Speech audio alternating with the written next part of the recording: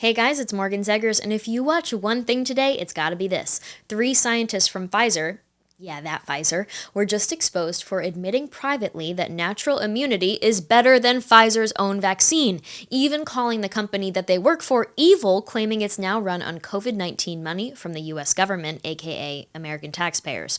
There we have it, folks. Are you surprised? Of course not, and neither am I. This is not shocking. It's just finally nice to have solid proof of what these evil people are doing behind the scenes as they ruin our lives. This is a really big deal. So far, Project Veritas has released multiple videos in their COVID vaccine investigative series, but this Pfizer one really takes the cake for me. One scientist, Nick Carl, said, quote, "When somebody is naturally immune, like they got COVID, they probably have more antibodies against the virus. When you actually get the virus, you're going to start producing antibodies against multiple pieces of the virus, so your antibodies are probably better at that point than the vaccination," end quote.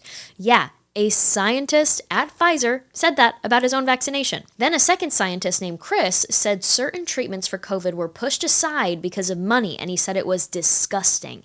He went on to say, quote, "I still feel like I work for an evil corporation because it comes down to profits in the end." And he later said, quote, "Basically, our organization, Pfizer, is run on COVID money now. And yes, by COVID money, he means US taxpayer dollars shoveled to Pfizer by our government. It's insane."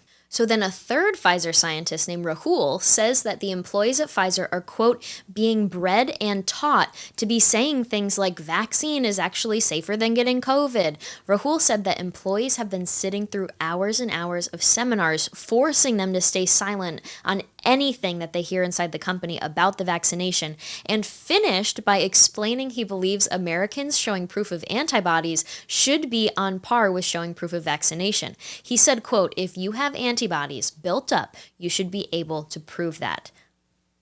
This just comes right after Project Veritas's other videos, including one exposing multiple Johnson & Johnson employees admitting that they would not get the Johnson & Johnson vaccine themselves and saying that they do not think it should be put into children.